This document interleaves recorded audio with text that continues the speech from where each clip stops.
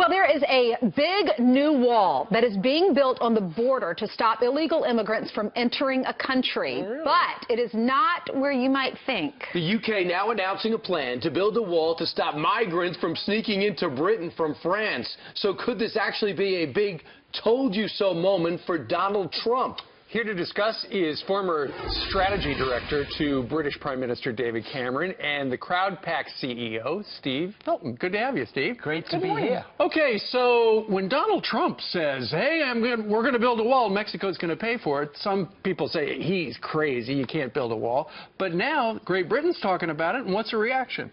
Well, I think that it just shows that there's nothing unreasonable about a country wanting to protect its borders.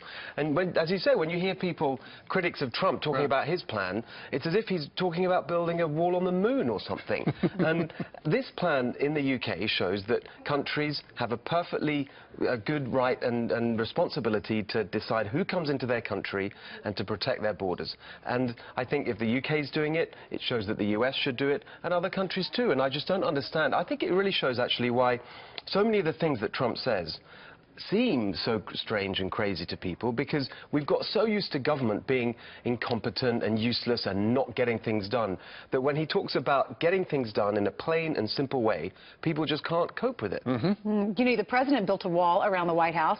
If you buy a house, a lot of people put a fence around or a brick wall around their house. Israel's got a wall. That's right. That's right. But if you talk to the political elite, you know, they turn their nose up at that. Of course, and it's not just the wall. It's when he says things like we should vet the people that come into our country to make sure whether they have terrorist connections, whether they are committed to American values. What's wrong with that? Again, people think that that is some outlandish, unreasonable thing. It's not. But here's the thing that gets people angry, and you see some of that in the Trump crowds.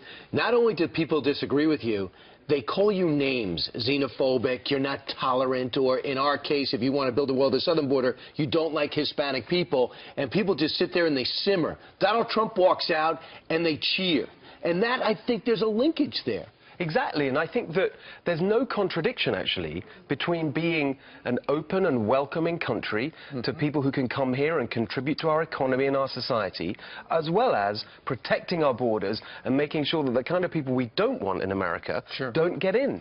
It's interesting because in your home country, in the last couple of months, they had the big Brexit vote, which you were involved in. Exactly. On the winning side? Yes, okay, absolutely. There you go. It was all about choice. We don't like the direction we're going. Right now, coming up November 8th, we have a choice as well. Which path are we going to go? And these two candidates are two completely different choices. And I think that the thing that connects those two big votes is this sense that people have had for many years now that it doesn't matter who they elect in England, whether it's Conservatives or Labour, here, Democrats or Republicans. For so many people, it's as if nothing really changes in their life, whoever's in government. And then when you get a candidate like Trump, who really looks like he's going to make a big difference, people really respond to that. Just as in Brexit, where they felt, finally, we can take control of our country and make a big change. Finally, they're listening to us. That's right. Yeah. But here's the other thing.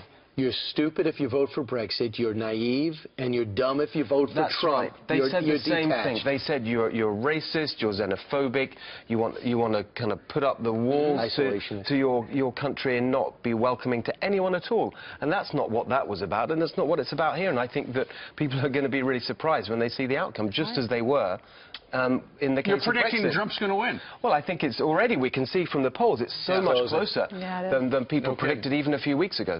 Steve, thank you. Good to be with you. Thank you. Nice to see you.